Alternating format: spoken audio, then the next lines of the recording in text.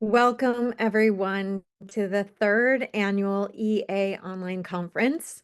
This year, our theme is the legacy teachings of Jeffrey Wolf Green.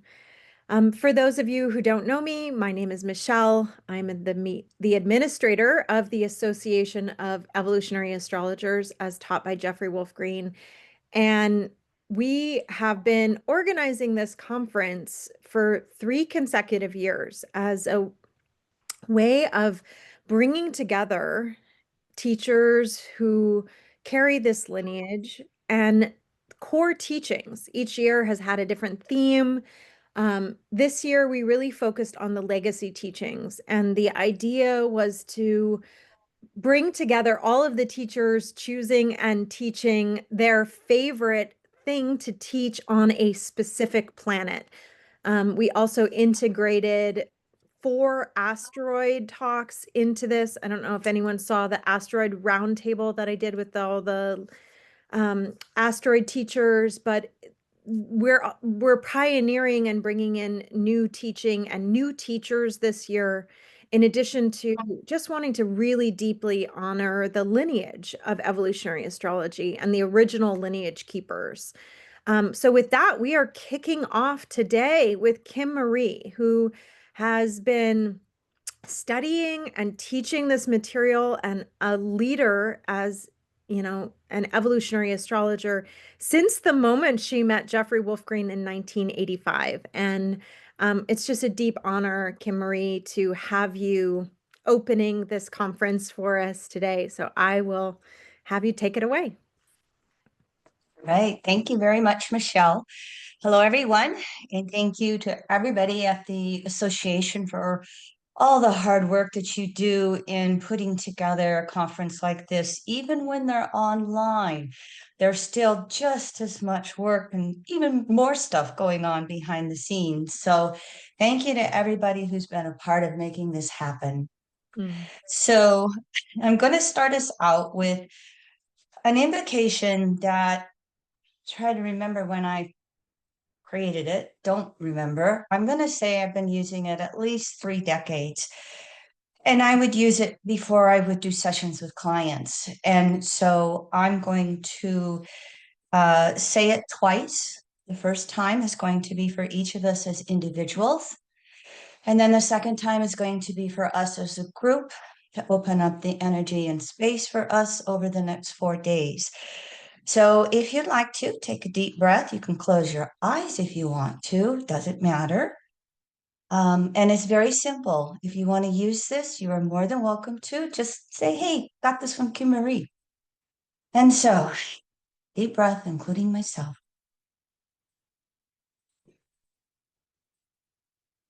Spirit of God, Goddess, come through me.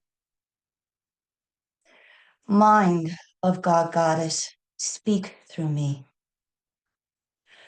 Heart of God, Goddess, love through me. Body of God, Goddess, I am. Spirit of God, Goddess, come through us. Mind of God, Goddess, speak through us. Heart of God, Goddess, love through us. Body of God, Goddess, we are. All right, everyone. Thank you for showing up live. Thank you to those who listen into the future. And I'm going to start our slideshow presentation now. And so let's see there. Oh, that was easy to do. Okay. All right, everybody. So I don't see Mars, anything yet. Go go ahead. ahead. Hit share screen. Okay, so I wondered how it did it that easy. No wonder that was the way it was going. Okay, so hold on just a second. Yep, I had the wrong one. Okay, so this,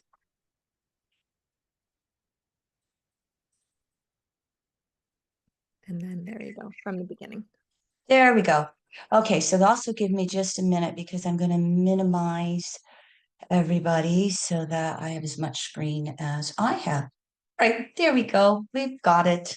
Welcome to my lecture on Mars, the initiator of the circle of life. And if any of you don't know me, like uh, Michelle just said, I met Jeffrey back in 1985, and that was the beginnings of my studies of evolutionary astrology. I have a lot of Scorpio in my chart, and it just clicked, and I never looked back from then. I actually ran his school from 2002 to 2008, and so two of my loves with evolutionary astrology are forecasting, and then I, of course, love teaching the basics of EA. I always joke I took Jeffrey's Piscean paradigm and I applied my Pluto Virgo filter.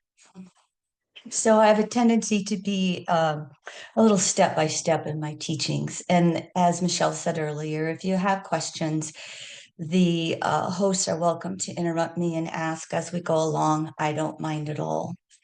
And so many of us look at astrological charts and it's that two-dimensional piece of paper. It's the circle in front of us. But I wanted to give you this visual to just remind you that we are always in process of evolving through space and time. And as you look at this visual, the sun looks like it's just moving in a straight line with the planets spiraling around it. But the sun is also traveling in a spiral around the Milky Way galaxy. Our galaxy is traveling in a spiral around other big super galaxies or whatever you want to call that.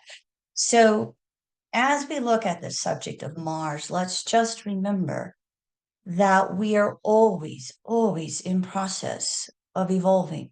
We're always in process of growing, changing. If we look at that circle of life from the gardening perspective, we have that birth, we have the germination, we have that blooming that comes along, and then we have the decay that sets on seeds to have the death and restart again. So whether we look at it as ourselves and our own chart, or we look at it as anything out there in the world, always in this circle of life, it's always in this process of evolving. Now, I like to say, oops, hold on. I'm jumping, Mars, I'm jumping ahead. I put in a couple of slides in case we have some beginners that I just wanted to ground you in a couple of basics of EA. Some of it because I'm first speaker, some of it just because I think it will help with this lecture and any lecture. EA is observe, correlate, observe, correlate. Jeffrey would always teach, do not make assumptions. You've got to actually observe it in the life of the person you are speaking to. However, with that observation correlation, Jeffrey would teach that the planet, the sign, and the house are one archetype. And so the example today with my lecture is Mars rules Aries in the first house. Well, they are all one archetype. They are the same archetypal principles. And so Jeffrey would teach that if you want to understand astrology and you're a beginner, just learn the 12 archetypes. And I tell people, pick a planet, pick the moon, just follow the transiting moon through the 12 signs of the zodiac, and you can pick up on those 12 archetypes. And then if you learn those 12 archetypes, you can put that energy into a planet, into a sign, into a house. It really helps take a lot of confusion out of astrology in general. And as we know in evolutionary astrology, and I'll show you this if you're a beginner visually, these 12 archetypes can be expressed naturally or they can be distorted. And if you want to think about them in a distorted way, think about it as the patriarchal distortions of the last 2,000 years of the Piscean age. Men are better than women, etc., etc. Any archetype can be distorted, but any archetype can also be naturally expressed. And we're going to look at those natural expressions of Mars here in just a moment. Those 12 archetypes then come through what we in evolutionary astrology call consensus individuated and spirituated states of consciousness.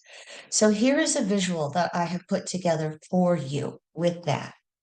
And then one of the things that we always point out, Jeffrey heard a lot of this when he really started speaking on the conference circuit.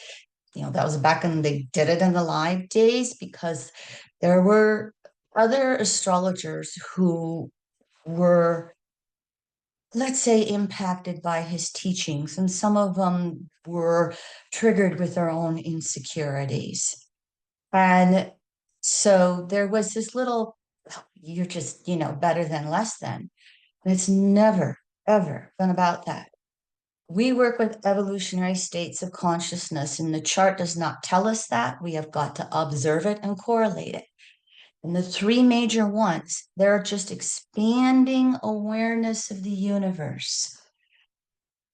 70% more or less, any country, any race are in what we call that consensus state. If somebody says astrology is the work of the devil, they take it in wholeheartedly and blindly and don't even think about it. Consensus cannot step outside the space time that they live in.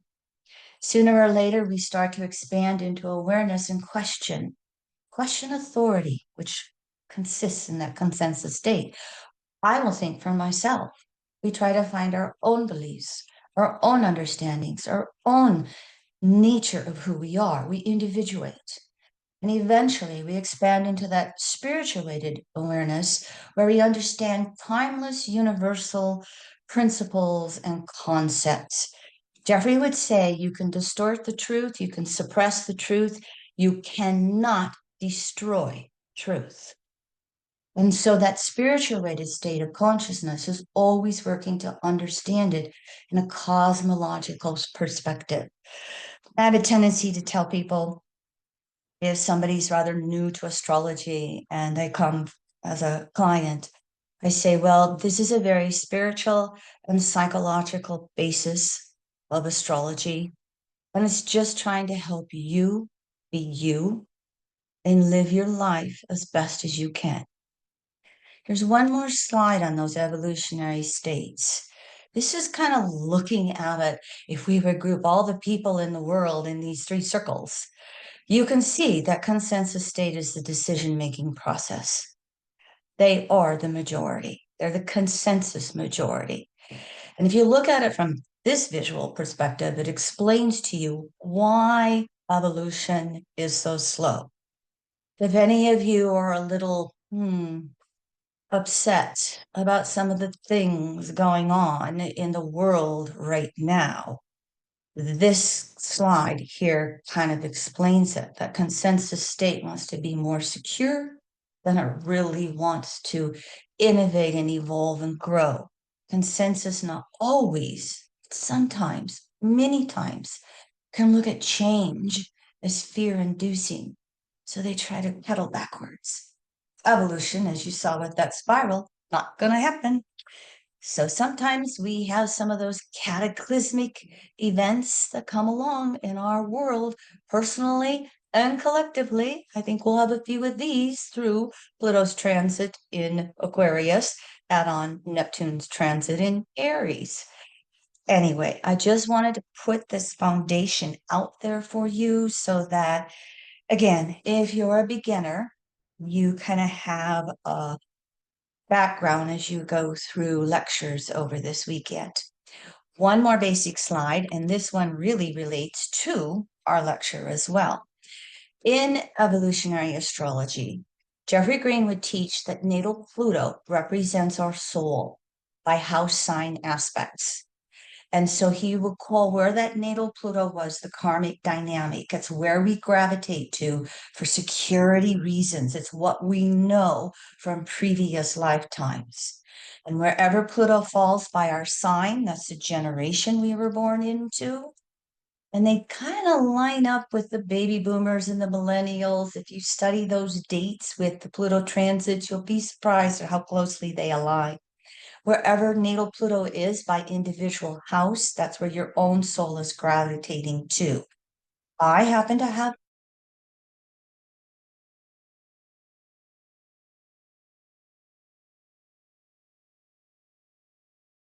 soul Pluto. If you have Pluto in the fifth house, regardless of the sign, you are a Leo soul, etc. Now, that opposite area in the chart, Pluto, we call that the Pluto polarity point, peak, peak, peak. That by house sign and aspects represent where your soul is intending to evolve in this lifetime, where you have to apply your will, where your major lessons are. And we call that the evolutionary intent in our world. And so there can be generational lessons by that polarity sign. You have your individual lessons by whatever that polarity house is. And there's always a blend of that sign and house between your generation you were born into and you as an individual. Quickly, two variations. If Pluto's conjunct the north node of the moon, that polarity point does not apply. The lessons are coming from that sign and house. They stay in that sign and house. If Pluto is conjunct that south node, three possibilities. Relive, you have to do it again. Didn't quite get it that last time around, or you weren't allowed to comprehend it and really finish it up. Or fruition, there was so much prior effort, it just seems like it's magic in going forward in this life many times. The most common thing, though, when Pluto conjuncts the South Node, is that you have a mixture of both. You have those areas of life that are frustrating, deja vu, relive, and you have those areas of life that are just as smooth as possible. Career works out, but I can't get a relationship going, etc., etc. The reason that I'm showing you this Pluto slide is because Pluto operates on an unconscious level and its desires are made conscious via Mars. So, quote Jeffrey Green, Mars is a subjective consciousness at an egocentric level that brings into awareness the unconscious dual desires emanating from our soul. So Mars is that leading edge of our conscious desire nature. Now, Pluto, the soul, it has a dual desire nature. It wants to separate. It wants to create. It wants to have a job, a lover. It wants to have children. It wants to manifest all of this stuff. Separating desires are anything and everything that manifests. But the soul also has a returning desire. And that basically is one thing, is to know universal source, to eventually return to universal source. Now, as we go through lifetimes of incarnation, it's not an either or. It's not an either or. How do we apply that returning desire to this life that we live as we're living it? How do we make sense and spiritualize our household, as Jeffrey would say? Path of the householder. You still get married, you still have children, you still manifest a home, and in today's world, a car, probably, unless you live in a big city. You still have this manifestation of things. And so, what happens is, if you remember that expansion of consciousness, sooner, well, not sooner, many, many lifetimes, we exhaust those separating desires and we're expanding in consciousness, individuating, spirituating. Eventually, that returning desire becomes stronger, stronger, stronger. Eventually, the only desire left, you're the avatar, you're the Yogananda, you're the Buddha. But that's a long process for us. And so, as we are going through life, as we are trying to work with our soul and its lessons, Mars is the punchline. Mars is the go getter. Mars is what helps us know and understand what it is we want. And what happens with Mars is it's very instinctive. We'll work with that concept in just a little bit here. But as well as being the leading edge of our conscious desire nature, it is known as the archetype of initiations and new beginnings. If you've been learning astrology, you know that that circle has no beginning or end. We have to create one with that ascendant first house that comes with that moment of birth, if we know that. That is called that ascendant in astrology, which you might be familiar with. That's that point of new beginnings. That's that point of initiations. And so Mars Aries first house, it symbolizes birth. It is literally the birthing process and the manifestation of giving birth. It is the beginnings of anything and everything. It can be the beginnings of a new thought process if Mercury crosses over that ascendant. It's compulsive. It doesn't know what's going to come next. It's that burst of the big bang where it goes in every single direction. It's energy that has to come forth and express itself. It also is, this is this is one area where EA differs from traditional astrology. Traditional astrology would teach, maybe not so much anymore, but it would teach that that ascendant is that projection you put out there into the world. No, no, no, no, no. That's the polarity seventh house Libra, projecting what we're going to put out there into our environment with relationships. The ascendant is how we instinctively react to our environment. Okay. Jeffrey had a Scorpio ascendant, and he would always use himself as an example. And he'd say that Scorpio ascendant would always want to have this instinctual reading of the room to protect themselves. That psychological detective would come out without them even knowing it. Is it friend or foe? Take your own ascendant for a moment and think about that. That is how you instinctively react to anything in your environment. I'm a Capricorn ascendant. I instinctively want to be responsible, want to be in charge, want to be the adult in the room, want to be serious. So that's part of this Mars archetype when we include that ascendant as well. Now, because it is energy that is just completely bursting forth, it wants that freedom to act in any direction that it wants to go. Well, guess what? That includes what we will call the archetype of a special sense of destiny. Now, that special sense of destiny, let me get my little pen going for us, okay? Excuse me a moment. Right here. The fire element, the four elements, fire, earth, air, water. The fire element for all three, Aries, Leo, Sag, is known as the sense of destiny. And when it comes to the first archetype, Mars, Aries, and first house, it's unknown. It's that energy bursting forth. And that's where that need to have all the freedom to go anywhere I want to go. That's why that exists. I've got to find me. I've got to discover me. I've got to discover this. I have to find what I am not. And so it's the new, it's the excitement. I mean, how many of you have worked a job where you planned this big trip and all that anticipation and excitement that comes in planning that trip? And then, oh my gosh, if you're flying on an airplane when you're, getting to the airport and you're getting on the airplane and you take off, that's that discovery process of experiencing something new. And so we are always in this personal process of who am I? Moment to moment, day to day, we're doing this. Now, with this archetype, though, it is action, action and living versus the polarity, Libra, seventh house, and Venus, thinking about it and concepts about it.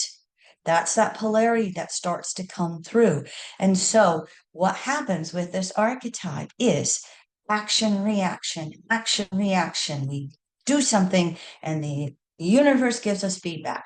We make the decision, and our partner lets us know whether they like it or not if we're in relationship. So we've got to have this continual action. That is Mars. That's how Mars learns. I used to tell people if you have a slow moving planet going over your ascendant, takes a while, maybe has retrogrades back and forth, you might have 5, 10 new ideas that pop into your head of what you want to do. And you might have maybe 3, 4, 5 of them that you decide, I'm going to try this, I'm going to try that, I'm going to try this.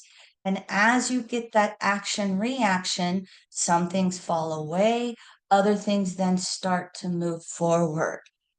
So, this archetype doesn't always have, oh, I see that way down the road, says, Jupiter Sagittarius and intuition. No, Mars has got to have experience to learn.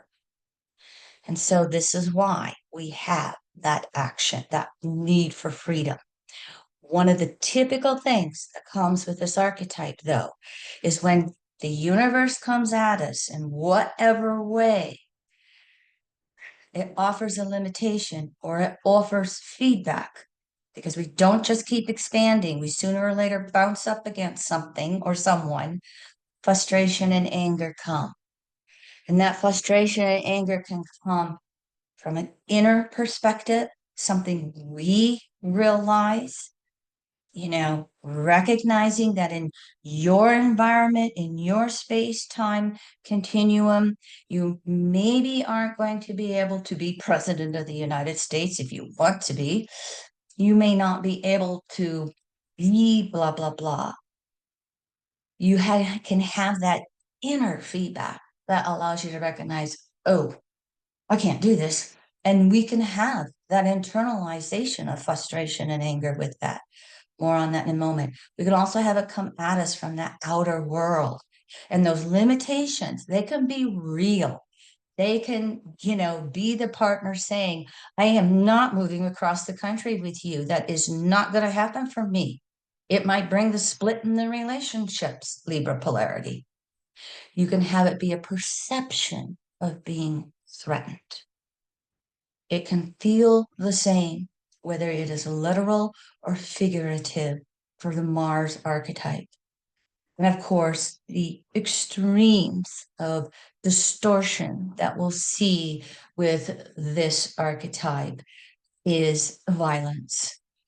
If you live in the United States and are, excuse me, judgmental word coming out here, our asinine laws on gun control compared to other countries in this world. We have those who get so frustrated. How many, mass shootings do we have to read about this week? That's a real extreme example of that Martian energy feeling frustrated because the political environment isn't going their way. So they result to, I'm going to power over you. Not all of us are that way, but you get the example of what I'm giving you with this energy. And so, what will happen then with this action reaction is we go through identity crises with this archetype on a cyclical basis. And for those of you who are looking at your own charts when we are talking, where's your Mars? What is its aspects? What's on your ascendant? What signs there? Do you have any planets in the ascendant? We're on chart examples, okay? Where's first house in your chart? Where is Aries? Where first house is where it always, excuse me. Where's Aries in your chart? Is it over, one house, two houses? All three of those combined is going to be how your soul is instinctively evolving, how it is pursuing these desires that become conscious for you.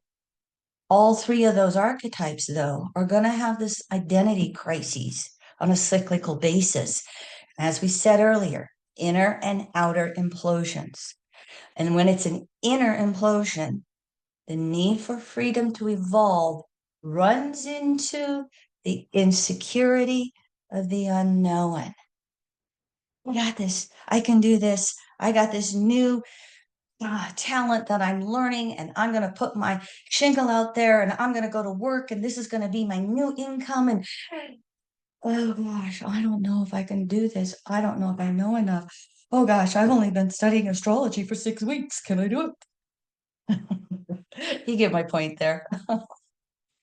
But understand that all of us, the past represents security, even when it's dysfunctional. The future represents insecurity because we haven't experienced it yet. So, not just that Mars, Aries, first house cardinal modality archetype, cardinal modalities are Aries, Cancer, Libra, Capricorn. Jeffrey would always say they're 2 steps forward, 1 step back. 2 steps forward, 1 step back. We are evolving, but we get out there and we can't go any further and we got to go back to security till we're bored. Then we're going to go forward again. So that is that inner implosion that is very necessary. Let me skip to this down here. What it is working with is feeling like we can do it. And then, oh my gosh, the universe is bigger than me. Powerful and powerless. And as I just said, and was talking to you, we don't know where it's going. So that itself can feed insecurity. We've got to make that step. But when we get to that insecurity, it's natural. It's natural to go inward and ponder it. Even for this archetype, even for the baby of the zodiac, it's natural to go inward, to self reflect. Okay, let's just get myself centered again. Okay, I think I'm going to take this astrology workshop to really kind of expand on my understandings as I'm trying to put myself out there into the world. I can I can keep learning. That makes me feel good. I like learning. Just using astrology as an example, replace it with anything. And so those inner implosions that come for us, it's an opportunity to reflect. It's an opportunity to gather awareness of this is what I've become so far. And this is what helps me understand myself, recognize myself, get in touch with what's unique to me and who I am and what's special about me. And as I gather that equilibrium again, I can burst out. Now, we also have the outer implosions, and that's where that need to be free, do and act however we want, experiences a stronger force of power, symbolized by the polarity Venus Libra 7th house. But it can, again, we're talking about it in an archetypal basis. So it can be anything and anybody. You don't have the funds to move to another country that you've been so attracted to, and I've always wanted to live there, but I don't have the resources to do it. That is an outer implosion or an outer power, and that can force you inward to go, well, is it reality for me? Or what do I have to do to get there? Can I make changes in my world? Can I change my job or what I'm doing? Can I change my values and how I live to live simpler if I want to go somewhere else? So when we have that identity crisis from an outer implosion, it can be forced upon us. And it's to learn that lesson of equality and balance with others, that 7th house Libra polarity. And so again, it's part of those outer um, forces that cause us to go inward and have that identity crisis, is to teach that action reaction. What's the purpose of the reaction? What's it mean? What is it to teach us? So Mars can learn as much as any other archetype in the zodiac.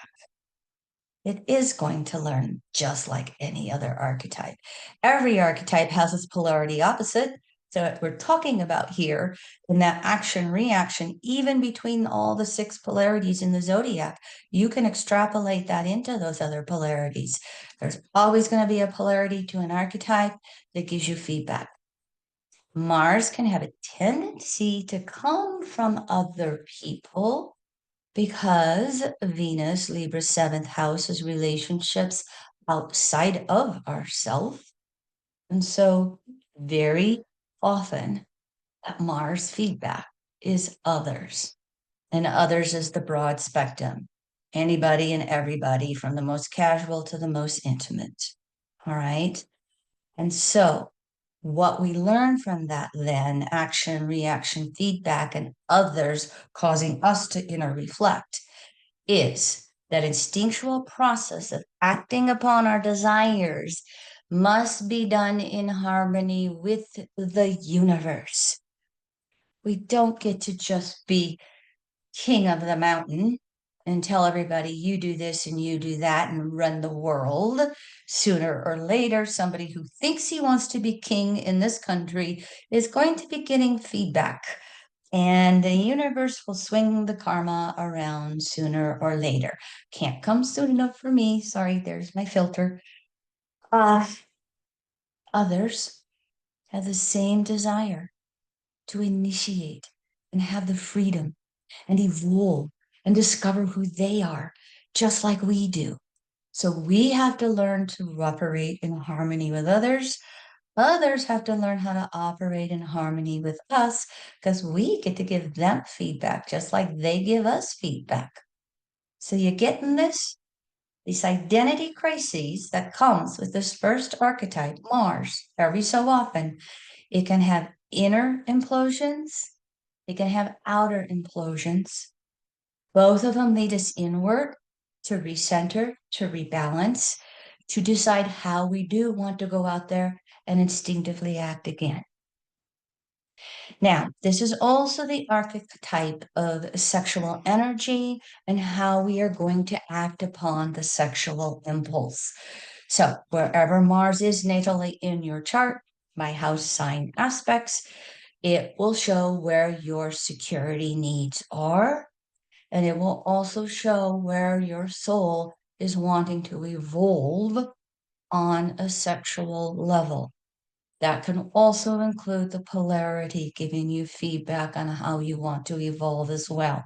Everything that we've just said here can be applied to the Mars archetype on a sexual level.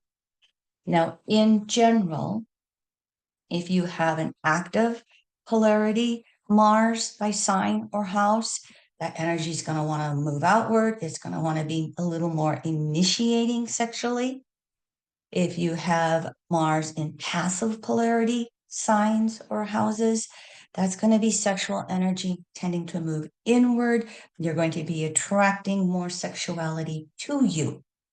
If Mars is in an active sign, passive house, mixture of both, vice versa, mixture of both. You have to just then do again.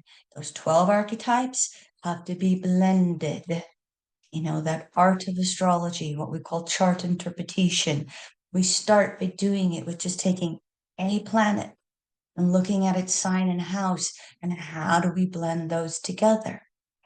Well, again, look at some examples of this with Mars. Now, what happens with this Mars Aries first house archetype and its relationship to sexuality? What it does is it ensures that the species is going to procreate, to survive Mars, to continue to continue that circle of life, really. And little tidbit for you. In Jeffrey Green's teachings, he would always say that maybe 1-2% of the human population has naturally exhausted the sexual desire. In other words, one of the last separating desires that are exhausted is the sexual desire. And the reason is Mars, it's procreation of the species. So you can have a lifetime where you want to be celibate. You can have time periods with both Mars and Pluto where you want to be celibate. But just ponder that one for a moment and think about that. That sexuality is the last of the separating desires to be exhausted because of procreation of the species. Now, think about that with what we call our organized religions and all its thou shalt and thou shalt not stuff. You know, think about various, even when you're expanding into some of your individuated and spirituated states of consciousness, you can still have the sexual distortions. I know Jeffrey Green used to give examples way back in the day, and I'm not going to remember their names. You know, they were gurus and, you know, they would end up in a sexual scandal. because they haven't naturally addressed that instinctual desire to procreate, and Mars to Pluto, Pluto merging with another. So that is my basics of the Mars archetype. I've always thought of Mars as a pretty instinctual archetype that's pretty direct and kind of to me easy to understand. And so I have two chart examples to share. I'm looking at my time. Okay, doing good with time. I have two chart examples to share with you, but before we do that, questions. Is there anything that I haven't addressed that you might be wondering about? Is there anything that you'd like me to expand upon more? Are there any questions before we move on?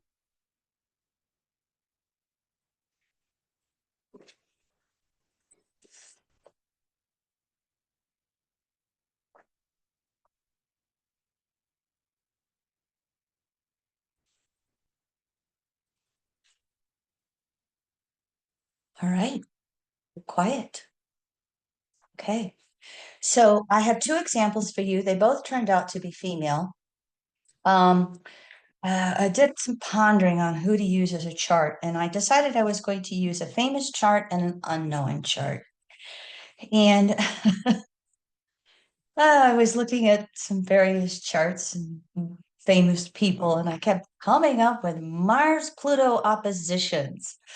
Just for example, for you, the actor and musician Jared Leto. He's got a new sci-fi movie out. I don't watch any of that stuff, but I had thought about him because he has a band that is called 30 Seconds to Mars.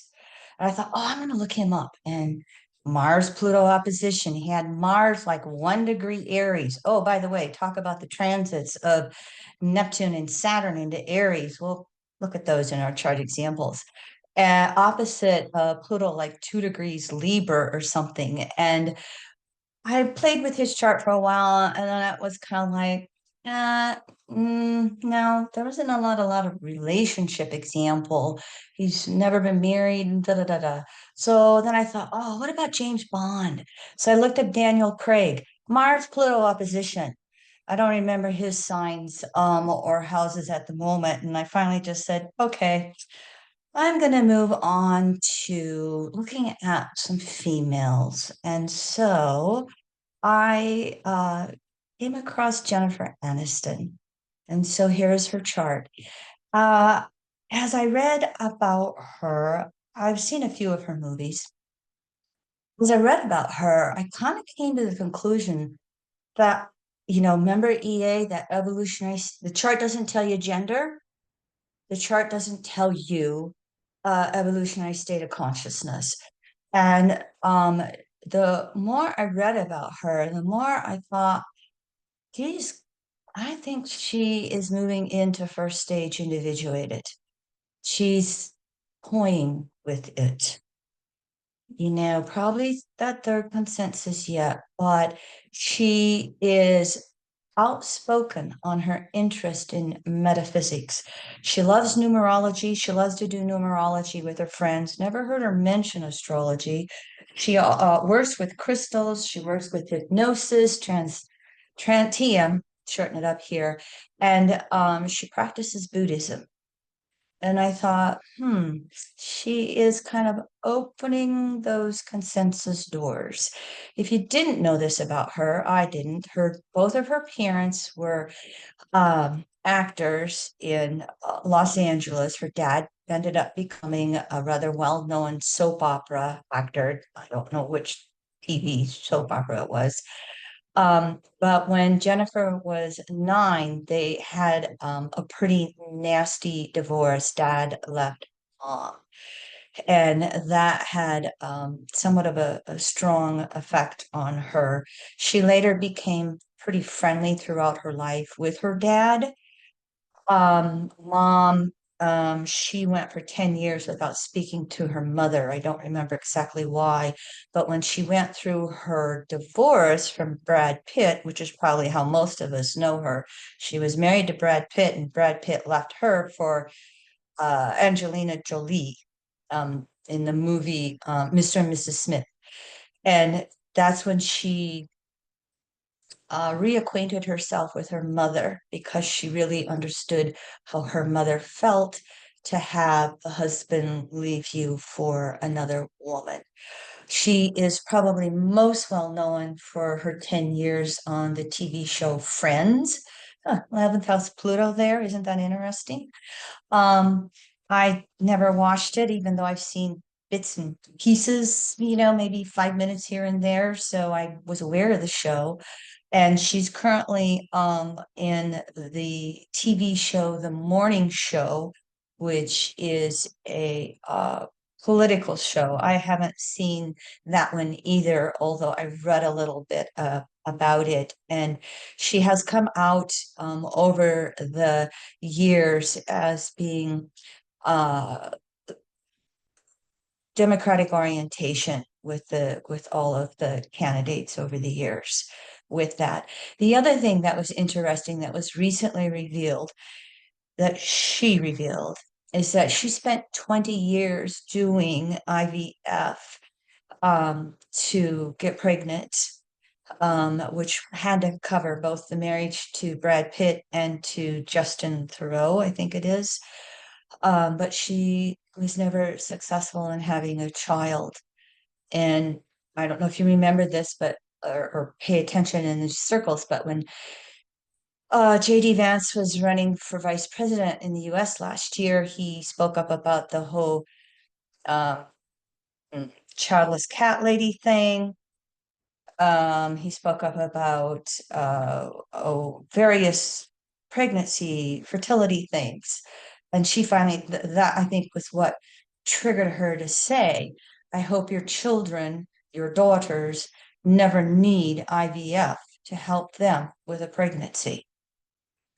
And so I was kind of just attracted to that a little bit when I started reading that. And so here, as you can see, and I'll get my little filter out, we're going to focus on Mars just for a little bit, and then we'll bring it back to Pluto. Now, typically in evolutionary astrology, at least for me, when I have sessions with clients, especially a new client, I start with Pluto. Pluto in the nodes, Pluto in the nodes, okay? Because of the nature of this lecture, we're going to start with Mars and then we're going to feed it back to Pluto. So we're going to kind of flip that just a little bit. All right.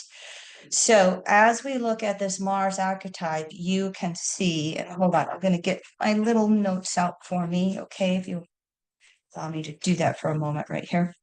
We're going to start with this Mars archetype. As you can see, we have Mars in its own first house.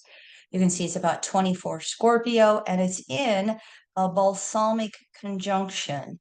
Newbies, you start with the slower moving planet, you go counterclockwise around the circle, all the way around to get to Mars. Balsamic conjunction. Balsamic conjunctions are finishing up lessons between any two planets. Balsamic conjunctions, in and of themselves, can be somewhat frustrating because we feel it's again that deja vu, been there, done that. Why do I have to do this again? And yet it's almost like it's karmic in that, oh, I do have to look at this. I do have to address this if my soul wants to move forward. We may or may not be aware of that if it's Mars. Mars in Scorpio may make it more psychological to be aware of this. So, this is an archetype right here in which there is this need for independence and freedom and growth. Well, Scorpio, okay? Scorpio is where we merge with others. Scorpio, Pluto, eighth house is that symbol of merging on the deepest sexual levels, the karma mates and the soul mates. And so Mars and Scorpio wants a soulmate. And so when I looked at this symbolization, I was like, Where did she perhaps project onto her partners that they might save her? Where did she make the partner the de facto god?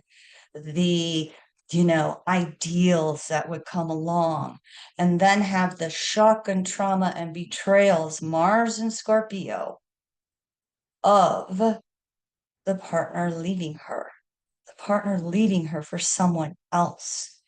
Can you see how perhaps Mars went through that in this situation? Just these two planets right here, and how she's turned to perhaps some of her spiritual growth. I read a quote. She says, I've always been interested in metaphysics, but if there's more to the universe than what's just physically here, this might be her opening up to that spirituality with the shock and trauma just from Mars. Feed that back into 11th house Pluto that gets its own shock and trauma to wake up, to individualize, to see how am I different and unique than everybody else. Now, remember we said we have this action reaction with Mars. Well, if you have Mars in Scorpio, the polarity is Taurus. And that polarity Taurus is going to bring up the whole self-reliance issues. From what I've read, she is not a serial dater. You can probably find somebody in Hollywood where they're divorced and 2 months later they're in a new relationship. That's not her. She seems to have time periods um, alone between long-term relationships from what I've discovered. So that's that Scorpio part of Mars in the first house. She may be excited, jump into relationships, but she also then wants that commitment. And that Scorpio energy kind of then tempers down that first house a little bit. That balsamic to Neptune kind of tempers down that Mars and goes, well, wait a minute, I want deep meaning in the relationship. Neptune and Scorpio are psychological detectives. They can sometimes want to project onto the universe as well or manipulate that universe. But when Neptune and Scorpio really starts evolving itself on a psychological level, then it lessens that distortions of Scorpio and it starts that deep psychological search. And I think that's what's kind of instinctively crawling out of her. And with Neptune being in the second house, potpourri houses, it's helping her build that self reliance, feeding it back to the waxing sextile with this 11th house Pluto. She is learning to look at who am I? What's unique about me? How can I just be me in my world? I'm sure she does all the press things or the red carpet things that you have to do, but from my research in her, it just seems that she's really more interested in her deep friendships and she's very interested in her self growth, not just that physical, which is, so much your job in her world, but that inner growth on emotional, mental, spiritual levels that it seems that she's touched on all of those in her world. I would suspect as she evolves through her life that she's going to want a partner that becomes more the friend and then eventually even a partner that could be somewhat of a soulmate for her. And consensus consciousness can have soulmates just as much as individuated and spirituated. It's evolution. They can have that deep, deep bonding that can come along. Now, for those identity crises that would come along, again, those would have a tendency to lead Mars in first house back into herself. It would lead her to go, I need to be alone for a little bit to really psychologically work on myself, Mars and Scorpio. Um, and as she became more self-confident, back out there into the world she would go. One of the interesting things with aspects, okay, is that let me get this correct. Yeah. Venus, okay, is making the waxing sesqui square to Mars, and it's just moved into gibbous phase. It's a little more advanced astrology, okay? It's a sesqui squadrate. The young astrologers are calling it a sesqui square now, square and a half, okay? And look at all of these Aries planets we have going on right here. And look at how they're having to react and relate to a South Node conjunction to Pluto. Remember the relive fruition concepts? Could she Libra planets be reliving? When planets are conjunct the South Node, same thing, relive fruition mixture. Could she have a lot of relive going on, Libra, with intimate partners, and hers get played out on center stage? Could she perhaps be having some fruition and that she is one of the highest paid actresses in the world? Go female. No, no offense, males.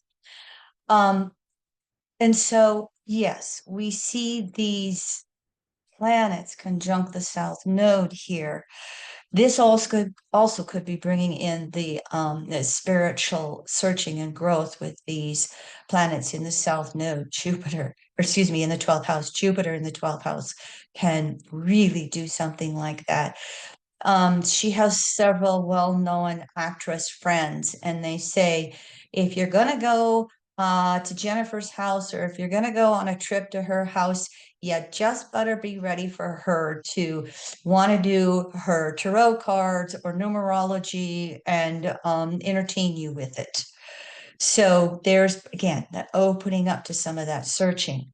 However, that instinctive desire of the soul to evolve and become part of this Mars concept with the circle of life archetype. This is plethora, a stellium of planets in Aries, including the North Node, where her ego is striving to evolve. And she has that South Node balsamic conjunction to Pluto. By the way, beginners, when it's the nodal axis, it's always compared to a planet. You start with the planet, you go clockwise, reversing through signs and houses to get to the node. The mean motions of the node is retrograde 90% of the time. So the South Node is balsamic Pluto. Sorry to talk so fast. You're going to have the recording that you can listen to. So eventually, she gets to start really manifesting this fifth house Pluto polarity point, her own individuality, and this North Node in Aries, just uniquely being able to move forward and having that freedom to move forward and be me and be who I want. And Venus conjunction, what do I value? Back to Venus making that waxing sesqui square to Mars, that is a phasal shift. The circle has the 8 phases. We're going from first quarter phase to gibbous phase with Venus and Mars. That gibbous phase, it really has, it adds, this Venus in Aries adds to this Mars in first house Scorpio picture, and having her turn inward naturally and be more reflective of what kind of partner do I want to attract in my life. Gibbous phase is a yin phase. Even though Venus is in Aries, it is in the 6th house. It is the Virgo house. And Venus to Mars is initiating that Virgo phase. I would say as she's moved through time, that 11th house Pluto has wanted a partner who could be a friend. Did they have things in common, values in common, Venus? that would cause this internal reflection, gibbous phase, gibbous aspect, or sesqui square aspect, that would cause that to become a value that would start to emerge instinctually, Aries for her, through action reaction in relationships. Focusing a little bit on the relationships here, it's part of that Mars picture, okay? And it's known for her. So can you kind of see through her astrology chart how she went through this initial Mars, Neptune, Scorpio relationship with Brad Pitt, who's also one of the most famous actors? Do you remember him coming onto the scene in the movie Thelma and Louise that ran over the cliff girls? He broke out on the scene, and so they were the Hollywood dream couple, and then to have that betrayal so open in public, then moving on with bringing in this Venus aspect to Mars. The information that I got with reading about her and Justin Theroux is that they were friends. They had a marriage ceremony. They did not legalize it. They were not legally married. And when they separated, they are still very close friends.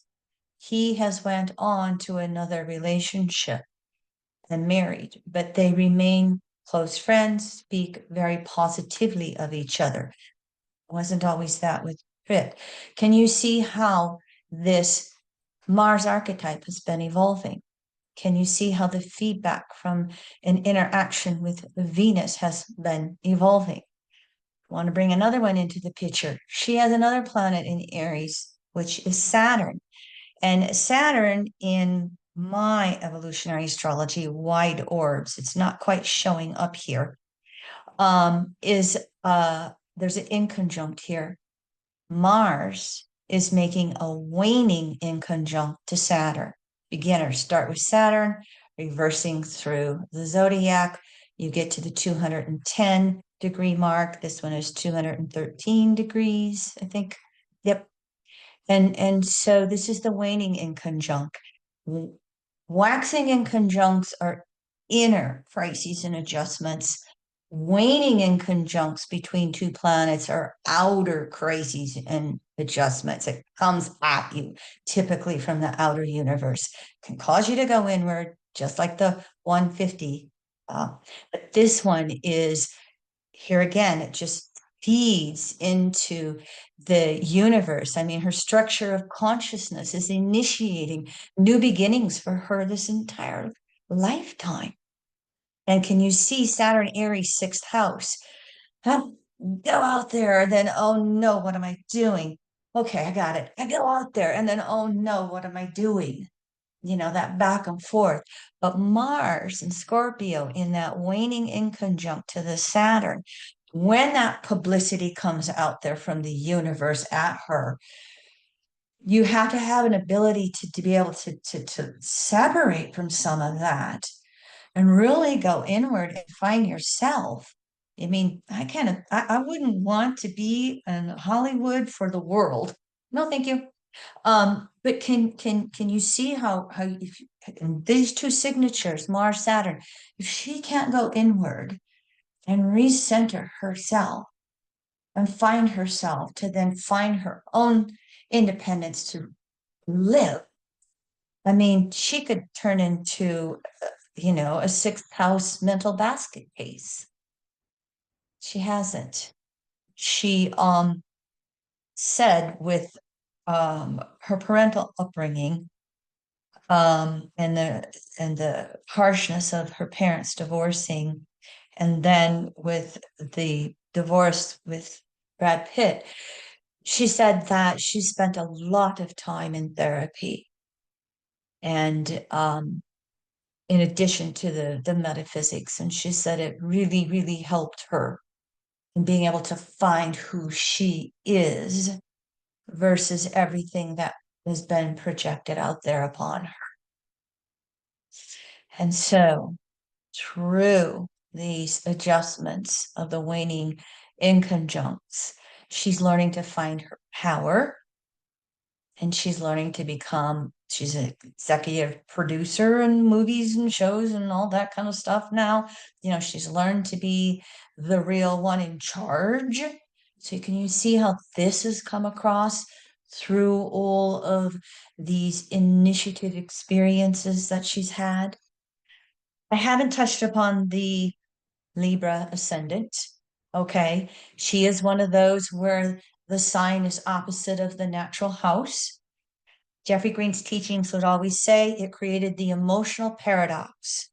It was always the push pull. It intensifies the act react because a Libra ascendant instinctively, remember that instinctive action, that instinctive reaction that comes at us from the environment with our ascendant. The Libra ascendant is always wanting to instinctively be a people pleaser. How can I help everybody get along? How can I balance this? Now, it can be distorted. You can have a Libra rising where they're just a lap dog and everybody runs all over them.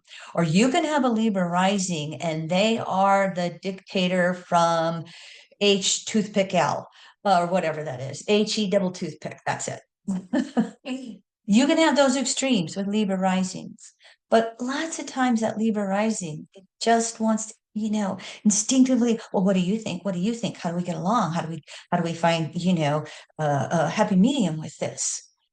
And so I would say that this could have been early on for her. And as we've been speaking about these Mars Aries aspects, that Libra rising and that Libra in the first house through time, she's been learning to find her voice, when to speak, when not to speak. And she's been learning to go over here to that Aries polarity descended and assert herself in relationships, not just the intimate relationships, but her relationships with work. I remember one of the things that I read was she said she had an employee, and I don't remember what type, let's just say a manager, okay? She had an employee who came up to her and said, "You have to remember you sign our paychecks. You are the boss." And Jennifer is quoted as going, "That statement always stuck with me." And so she said, I really had to find my own voice and my own authority with others. I still interact, I still listen, I still take in the feedback. There's the Libra ascendant, but I really have to recognize that I'm in the position where I am the authority. I am the one who is going to make the decisions. I am the one who's going to do the choices of how we move forward with various projects. So there's that, Libra ascendant, Aries descendant for you. I'm rattling away. Questions. Is this working for everybody?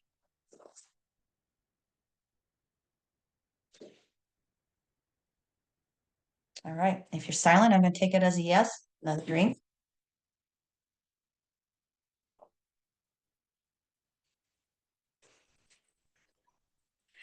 Um, so I think I've mentioned most of what I was wanting to work with. I did read that she has just started publicly coming out with a new relationship, and this gentleman is a hypnotherapist.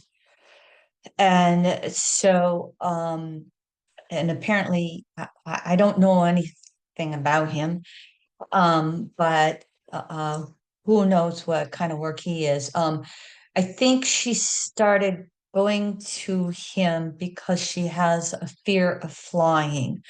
One of the articles that I read, she's good friends with another actress, Sandra Bullock, and she has both of them have an intense fear of flying. And so Jennifer Aniston has mentioned that hypnotherapy and calming apps, there are calming applications out there. Those two things have helped her manage her fear of flying. So, two things. It sounds like maybe she's moving into relationship that is more 11th house Pluto based upon that friendship, that maybe having, Venus in the Aries, a common value system, um, that is working with this Mars and Scorpio wanting to move into a deeply emotional, even balsamic to Neptune spiritual relationship with someone, that perhaps that's going to represent what this relationship is. We don't know for sure. And even though I didn't mention the yond that comes in with the Pluto, Mars, and Saturn, that too, the Aries archetype, part of this initiation for her soul of new beginnings, and maybe with all these planets conjuncting the South Node later in life, leaping forward through these inconjunct adjustments, through these experiences she's been having. So it's possible again that she may have a relationship that could really be evolving into something deep and special for her. I would hope it would be for her. It sounds like she's made the Mars efforts to evolve and grow. Um, the other thing is, I just wanted to read a quote. I'm going to finish with a quote from her in this article that I read. Um, again, she says she still can feel afraid of flying, but the hypnotherapy and calming apps really help. But Sandra Bullock, I guess, has as big a fear of flying as Jennifer Aniston does. And you can imagine their occupations, they go all over. Um, and so here's a quote from her, and this is I picked up on her Mars balsamic conjunction to Moon with this. Um, Sometimes when our friends are really scared, all of a sudden my fear falls away and I get to take care of them. When there's someone in need of being calmed, I have such empathy for it that all of a sudden my fear goes out the window. I thought, I can see that Libra ascendant. I see the 11th house Pluto, but I can really see that Mars balsamic conjunction to Neptune, with Mars just, surrendering to that higher power of Neptune, and just Scorpio metamorphosing whatever the Mars fear was. All right, there's that example. Uh, Questions from anybody? I have one more example for you.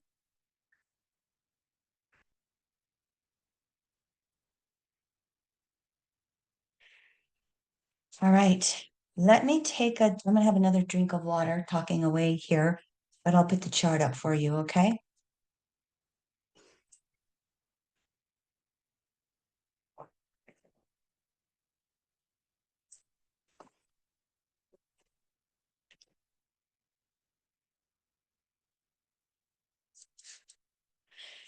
So, as I said, this is another female chart.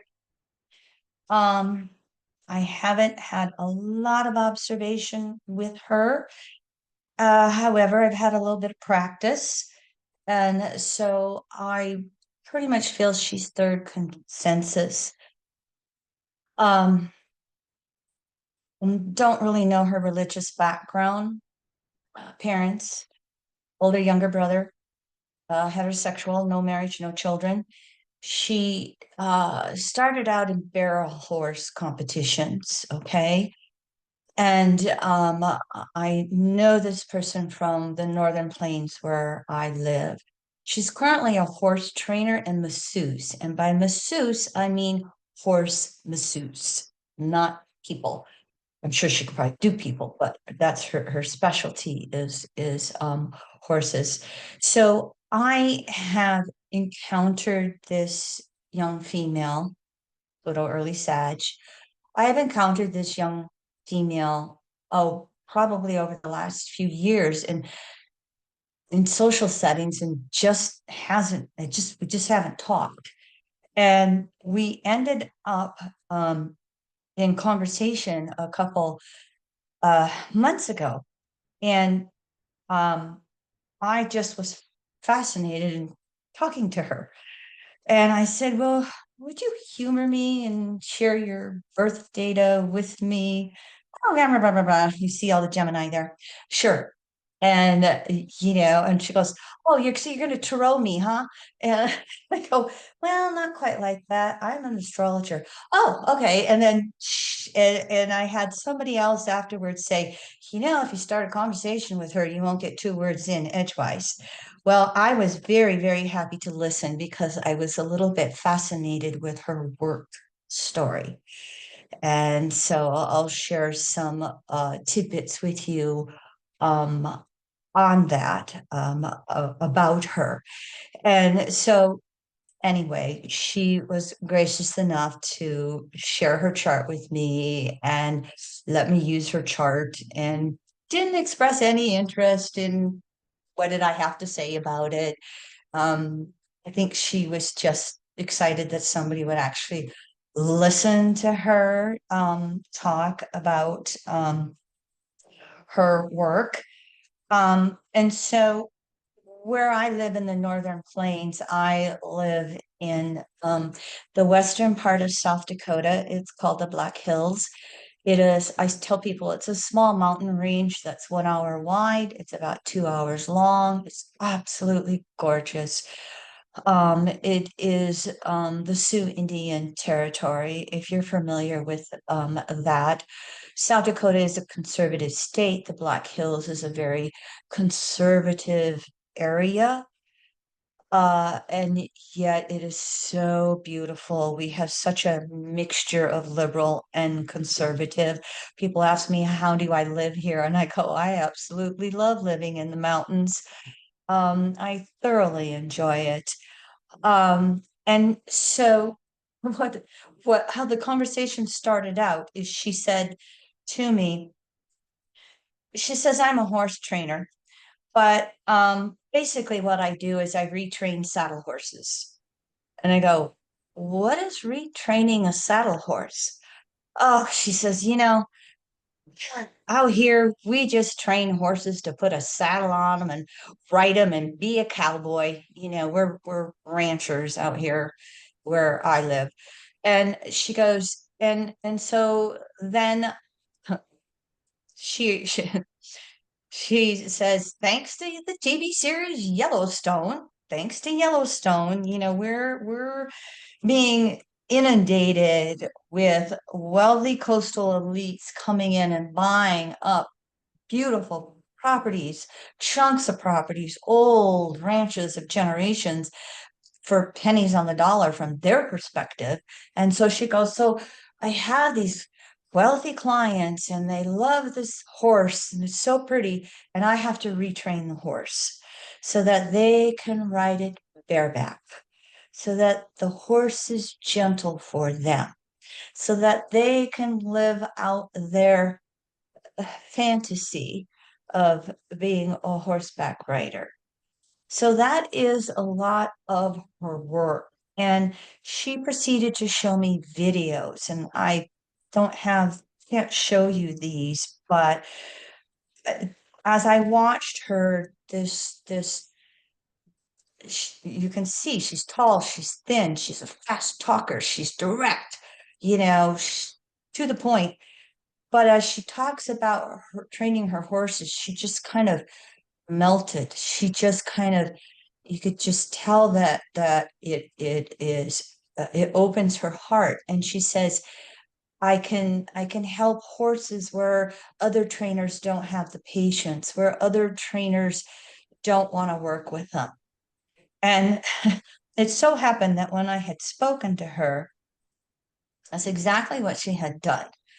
She had a client come to her and they wanted to be able to ride the horse bareback gently.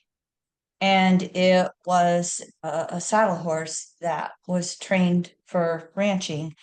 And so she got bucked off the horse like 3 times in a row. And she turns around and lifts up her top and shows me the bruises on her back. And she goes, and these are all, weeks old.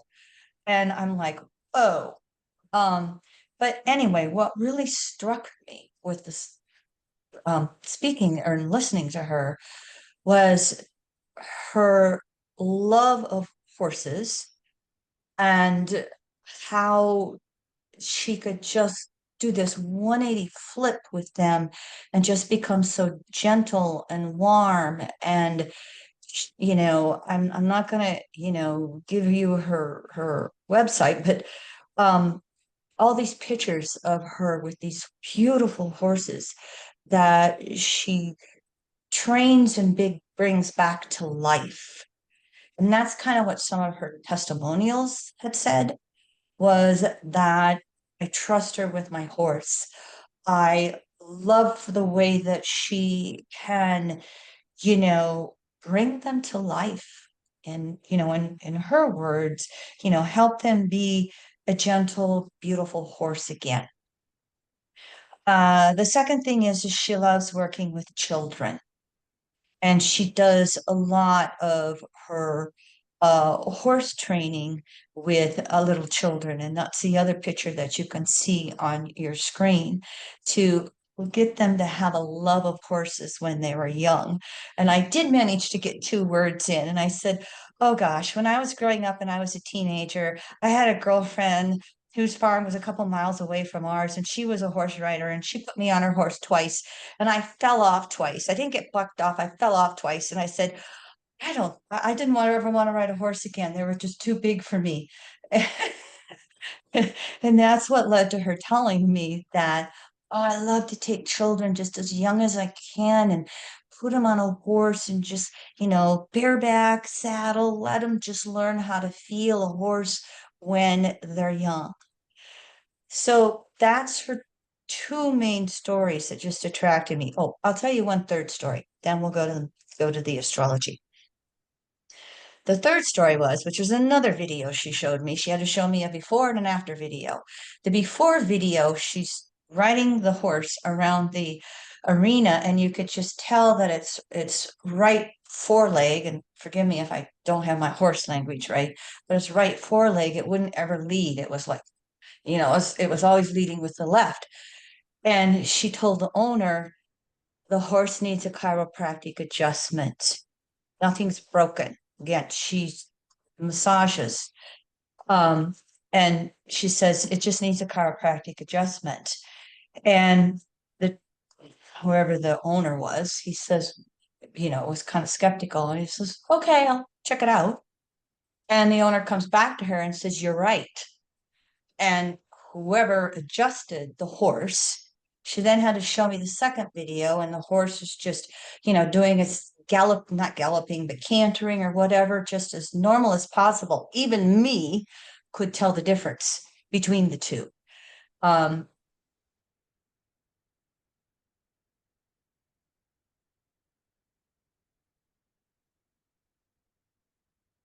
That with her love of horses, she can be able to know when something's wrong and how it needs to be adjusted.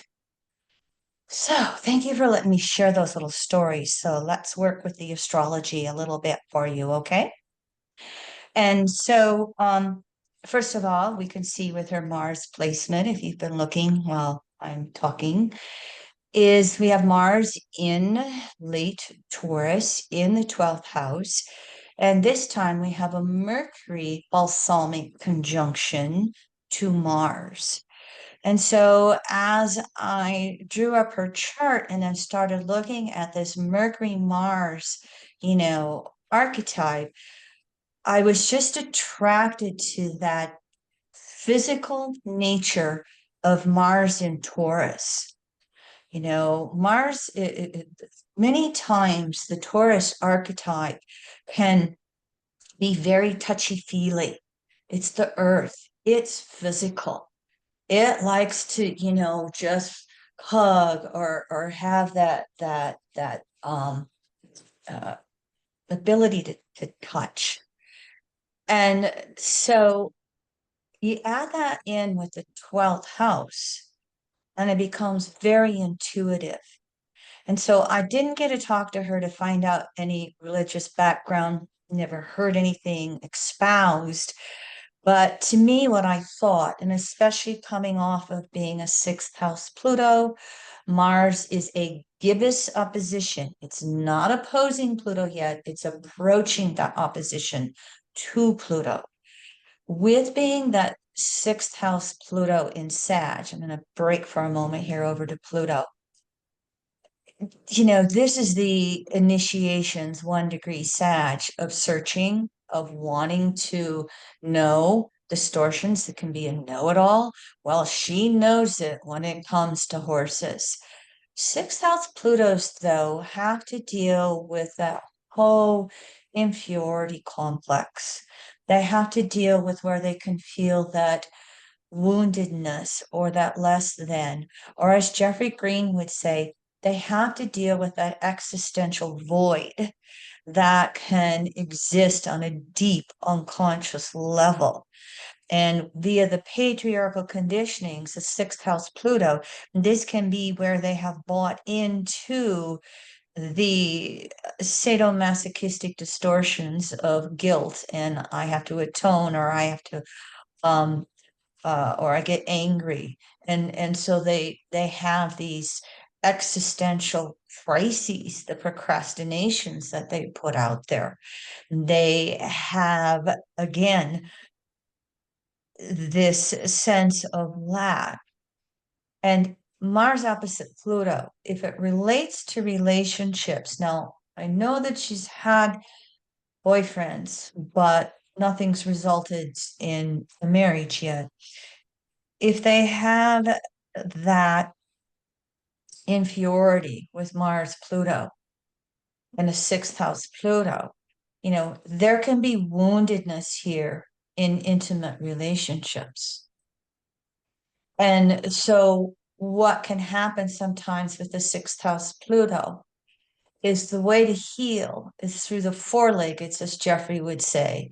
You heal with those four-leggeds, then you move on to healing with the two-leggeds.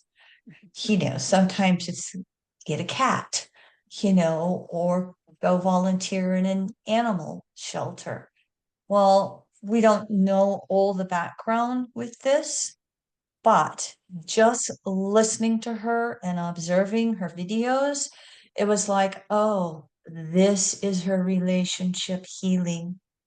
This is where that Mars instinctual energy finds its center, finds its ability to heal. To me, I looked at it and I went, this is a natural healer. No matter what classes or trainings she's went through. I don't know if you don't know what barrel racing is, it's where they ride the horses around the barrels in an arena. And it's like, how tight can you turn the corner to go as fast as you can? I mean, um, I would sense that it would be extremely taxing on the animal. For living where I live, I have never been to a rodeo. I will never be to a rodeo. I don't get into that stuff. I just see the animal pain. But she moved on from that, and it might just be an age-related thing because you don't do that work very long. But she said she just fell in love with training and she fell in love with bringing horses to life. And so this is what I really see going on. So We're not working with your typical Mars and Aries, push it through archetype here. It is in two passive signs, and yet Mars is still instinctive and added on with Mercury, which rules the hands. Okay. Mercury, which rules the nervous system, that touch, she can just put her hands on horses, heal them. And can you see how that even in third consensus, she can just instinctively come through with that animal and sense what they need and come forth with that energy? I mean, she's got a bunch of testimonials of people kind of amazed at what she could do with horses. So this is the thing that really stuck out at me with this Mars archetype is how, again, she instinctively can touch and heal. Mercury to Mars, the Taurus touch, the 12th house healing. And we'll see, how she moves through her career as life goes by. I'm hoping I'll just run into her again sometime, talk to her and find things out. And so that was again the initial thing that just stuck out at me. Let me just glance just a second here. I had a couple of other things that I wanted to see. She also has a Mars relationship to Neptune, like our last chart. It is that waxing trine that is pretty strong in her chart.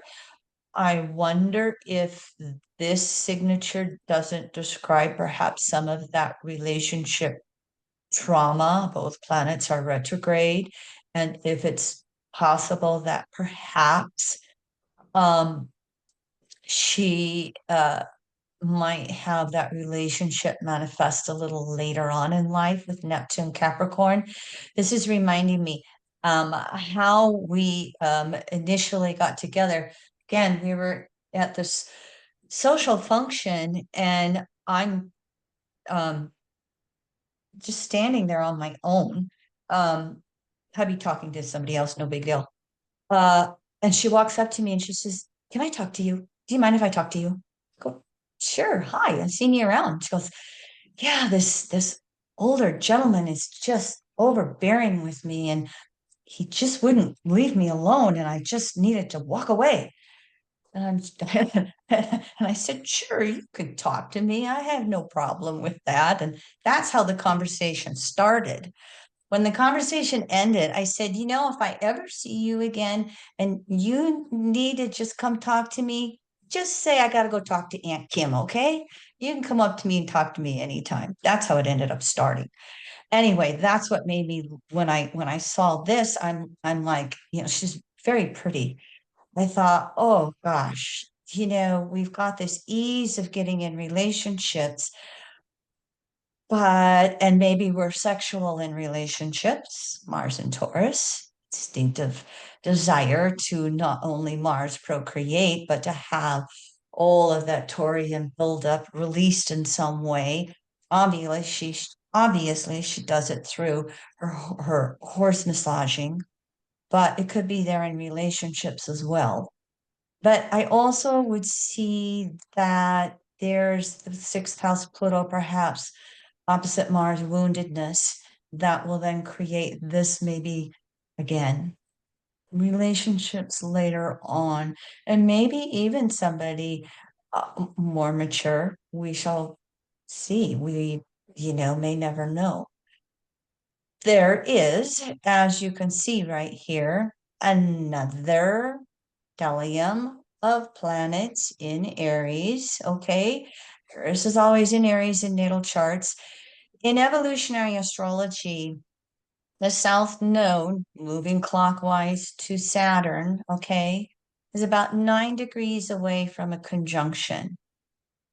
Sometimes in evolutionary astrology, there are those of us who will say, well, that south node approaching a conjunction to Saturn can be included in, orb of aspect to Saturn, creating the relive, fruition mixture.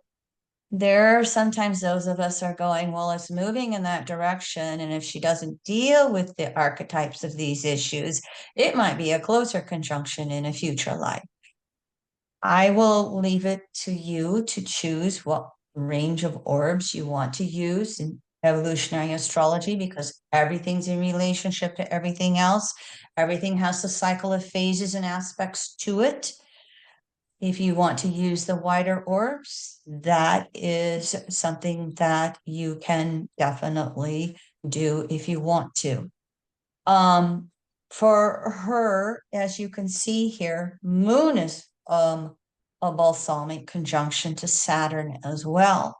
So we could have the wounding with female mother or nurturing, maturing parent, whichever they are, that has to come through. But it also will say then for her having this in Aries and in the Saturn 10th house, that she is instinctively having to learn how to mature and nurture herself and be her own authority. This is crawling out of the sixth house Pluto womb in this lifetime. And you can see how they both have these gibbous oppositions to Chiron in Libra, okay, down in the fourth house where the moon naturally rules. So this tells us, this is another clue that there's could be some intimate relationship wounding here, but also maybe some wounding with perhaps family of origin. It's possible that maybe, with brothers, it's like, well, I can do this too. I can do what they can do. And, middle child syndrome, I've got to be seen as well. So there can be some of that going on. But what we're looking at is someone who is really having to break free and find herself and be who she uniquely is. And in my observations, I suspect that when it comes to the horses, that's her release belt. That's where the Mars is free. And that's where she doesn't have any of that insecurity. That's where she just really feels her sense of destiny and this is me. And I can just blossom and go for it. But we have the relationship wounding here that we are going to have to make some efforts to work with and heal in this lifetime. And if you want to look at the fact that the South Node is in Aries and we have Jupiter square the nodes, that adds to the part that it's quite possible when it comes to relationships. And Aries, Libra, Capricorn, I can broaden that out to be almost all relationships.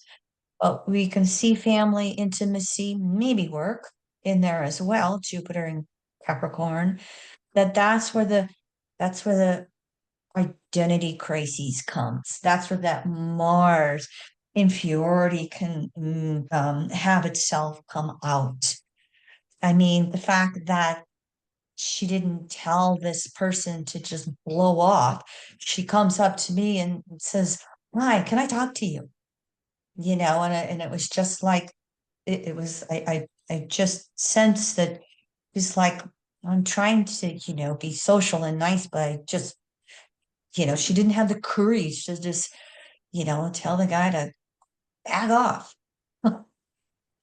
Anyway, Jupiter square the nodes. The resolution node for new beginners, start with the planet because the nodes reverse through signs and houses.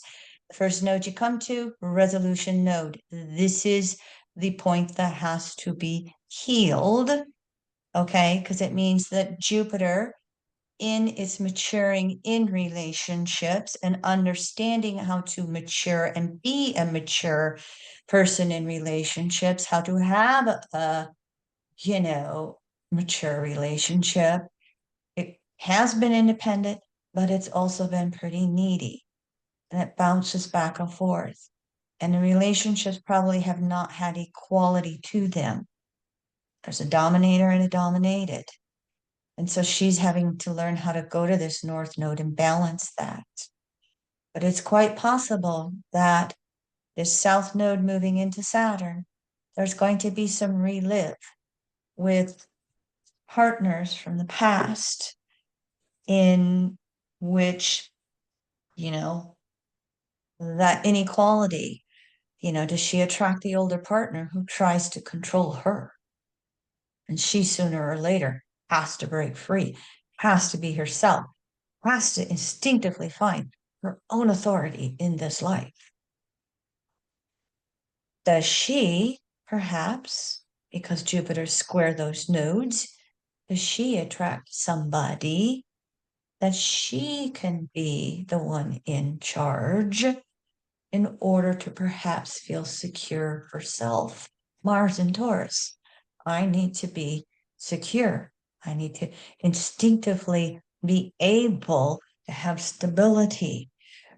Taurus slows down that Martian action, go out in all directions energy. And it can even put Mars almost in a rut. And if it does, then we're going to have some explosions that go on here. We're going to have some upsets that go on in order to take us out of any Martian ruts of patterning and action, to ask us to go into trying something new, to learn and approach relationships in a brand new way. So I hope this has been okay for you following through. She has that Gemini rising. There are not any planets in the first house. So that instinctive reaction to the environment is the talkativeness, is that ability to just want to relate, just want to be able to socialize. Again, after I finished speaking to this person, there was somebody else that I do know fairly well, and she said, if you start talking to her, she's never going to be quiet. Well, as I told you, I was absolutely fascinated to listen to her horse stories. But the Gemini rising, there's instinctively new ways of learning how to communicate that are going to come out for her. She has a late Gemini rising. So that means being able, as life goes by, action, reaction, talking, feedback. She's learning to be a better and better communicator.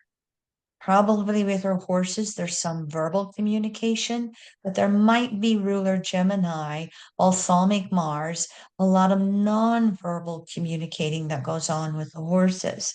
Perhaps this energy with the humans, she's having to make some efforts to listen.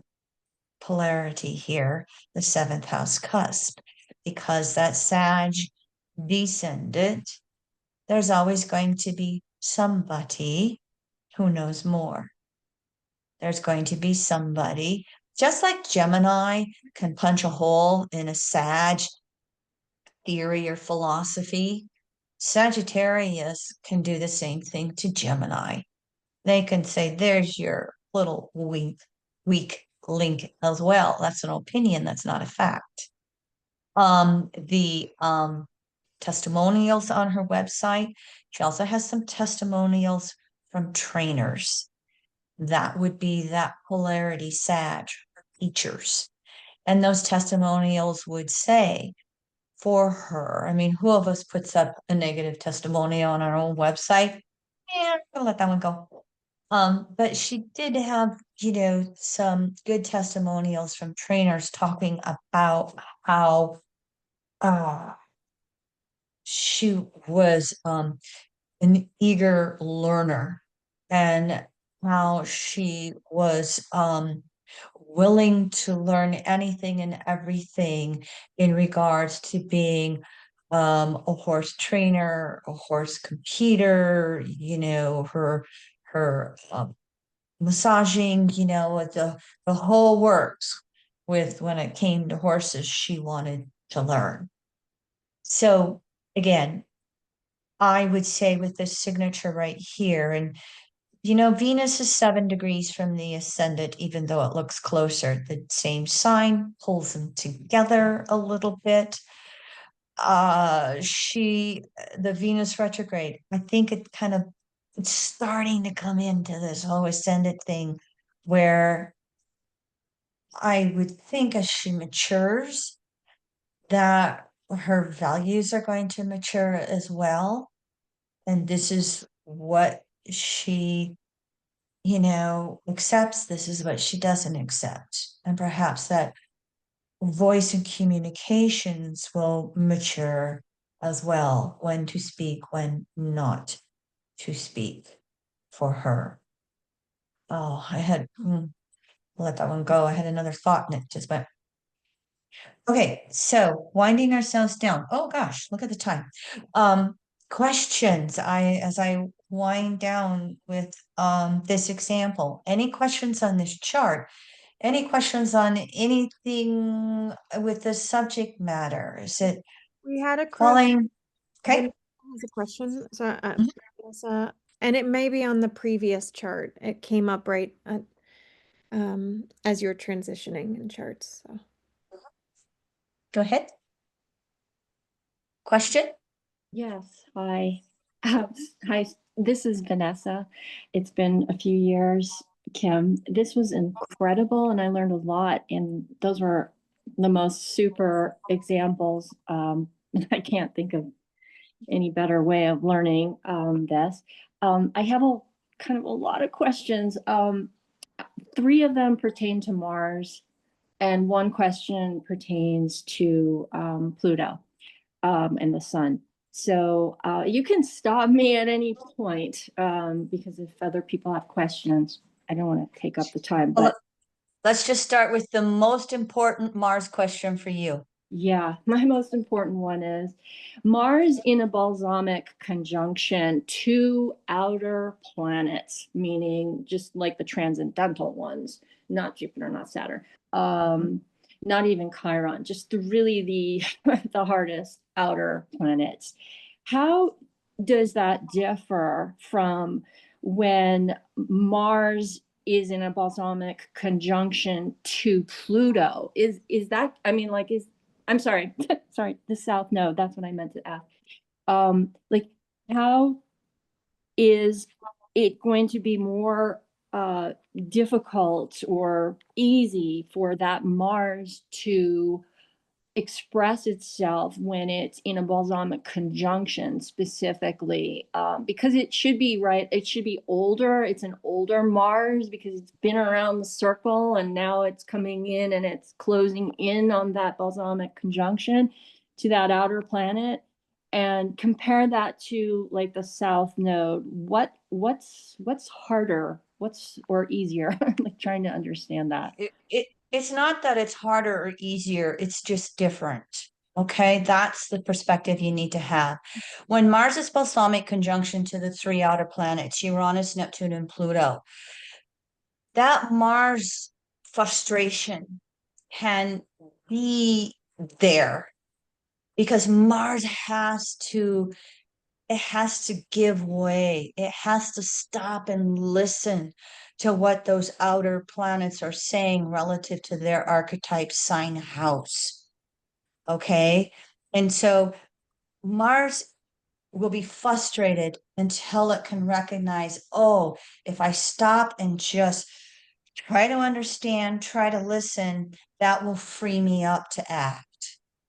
When the South Node is balsamic to Mars, Mars is in charge. It's the South Node that is having to surrender, to listen, to acquiesce, to bring up that old emotional past.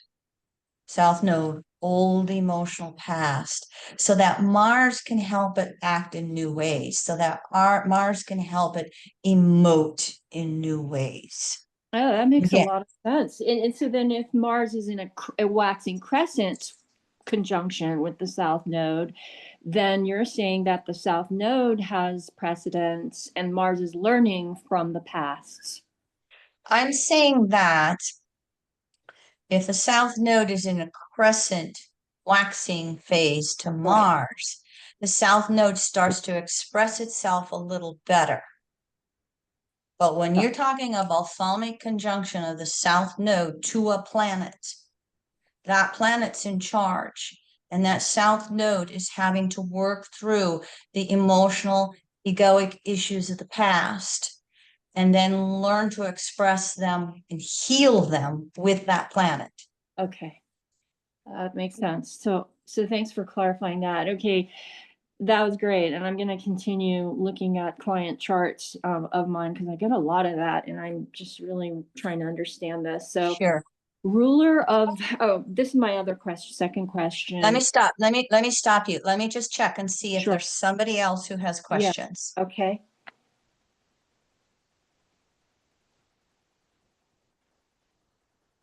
We do have a couple of other questions. We could Okay, then take and Jeffrey. thank you, Vanessa. That's why I said your most important Mars question. Next person. Let's do Jody and then Cody. Thank you. So earlier when you were just talking about the Mars archetypes or in first house, and you were talking about the procreation, the Mhm. desire to procreate, and Mhm.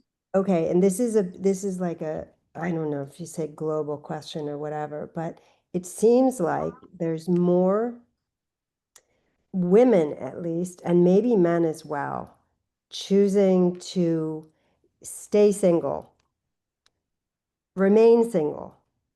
And is this, and I don't know, I mean, I don't have enough experience to know if this like urge to do that or desire to do that is like about not procreating, or if it's something bigger going on.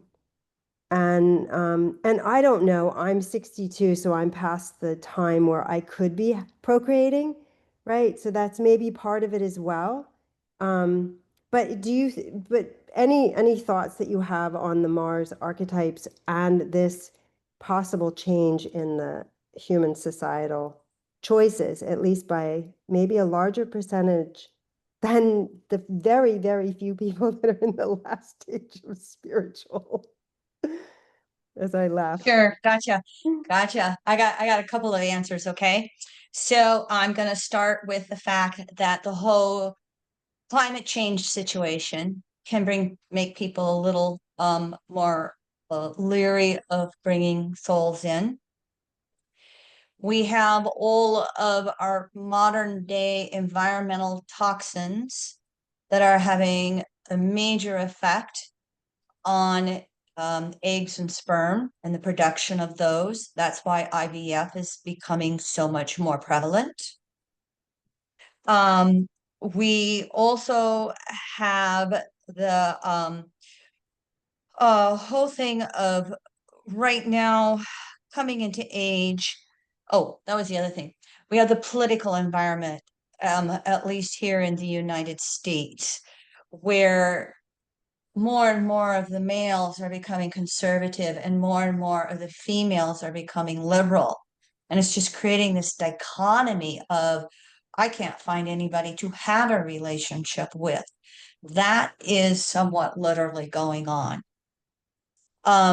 You also have the fact that as countries become more stable and as the poverty limit disintegrates, people proactively choose to have fewer children versus third world countries where they don't have as much access to even simple birth control. Now, the Pluto transits by signs, okay? We have got those Pluto and Scorpios that should be right there in their procreating days. That, one of the things that can happen with distortions of Scorpio can be the fear of merging, because that fear of having somebody control you. And if you take that into political, what I just said, political, you can see how that's there. You can also you look at it from that whole climate change perspective for them. You take these Pluto and Sagittarius, which are younger ones now that are coming into this whole procreation time period. They can have a tendency to be a little more affected by the whole climate fear thing. You know, some of them might be political, but a lot of these Plutos and Sagittarius, it just might be the whole climate thing. I spoke on this on my Pluto Aquarius sexuality lecture at Norwalk last May, which is on their website. I spoke to the fact that Jeffrey's teachings would say that the human species is non-monogamous. We're not like the wolves, we're not like the eagles, we're not like some other species. And you only have to observe humans and love triangles to, know this, observe, correlate. Even back in the days, 30 years ago, Jeffrey said, there's this theory that we have populated the earth enough that our species might be moving towards monogamy because there is not that evolutionary necessity to diversify the species as much. That could be going on a deeper unconscious level as well. So that's a multiple answer to your question. I hope that was helpful. It was great. Thank you. Yeah. And there was a Cody. Cody, yeah. Hello. Hi. Quick question, just to clarify, Mars conjunct the North Node in balsamic phase versus new phase. And then I guess just like how that's affected if you add one of the transpersonal planets like Pluto. You kind of already spoke to that sort of in the prior question though. So it's more Sure. about the North Node and the conjunctions there. Sure. Okay, so let me answer it specifically to Mars conjunct Mars conjunct the North Node. You can substitute another planet for Mars, okay? So if the North Node is a balsamic conjunction to Mars, it's finishing up a whole cycle with Mars. In general, a planet conjunct the North Node. You've been working on evolving that planet and your ego before, and you're meant to specifically be evolving your emotional ego and that planet again in this lifetime. If it's a balsamic conjunction of North Node to the planet, then you're finishing up lifetimes of moving that forward, and you may be reaching the end point of where that specific conjunction can evolve in the current context of space-time. And so with Mars, it would be how your emotional ego is instinctively moving with that Mars energy and acting out into the world. That may be finishing up. If that North Node conjunction to a planet is new phase, it means you haven't been doing it as many lifetimes previously, and or you're just initiating something new and you're meant to really go for it. It's like the North Node wants its freedom to emote how it wants. Mars wants its freedom to act how it wants. And they have to emotionally figure out how they're going to create and move forward.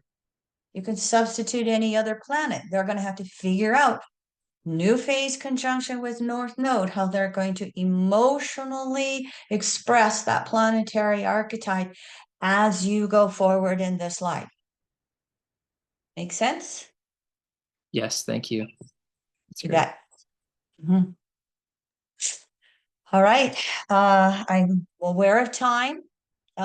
Any other burning questions, hosts? Vanessa, Whatever. You have a burning question. Kind of. Yeah, just sorry again, but ruler of the sixth house being Mars.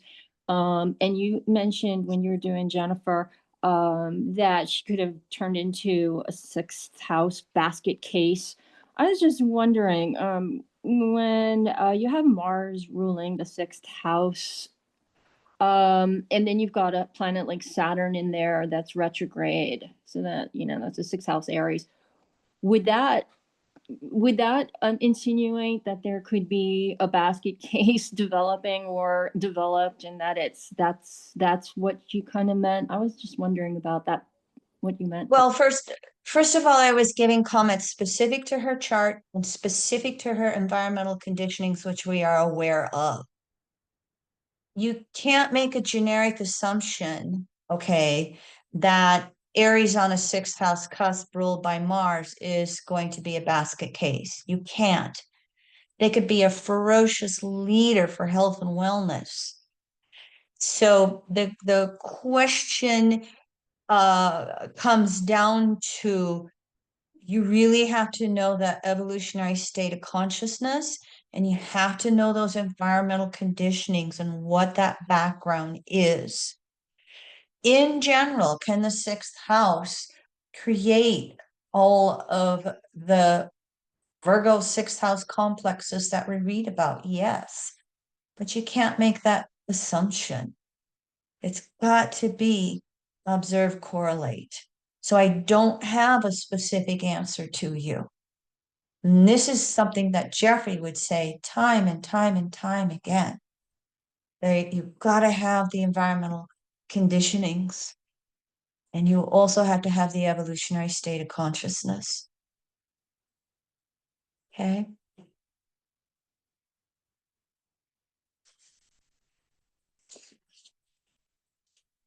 All right, everyone. Hey, Thank wonderful. Thank you so much, Kimberly. And thank you all for your attention. We are going to have a little bit less than an hour break, and we'll be back at 11 a.m. Pacific time for Deva.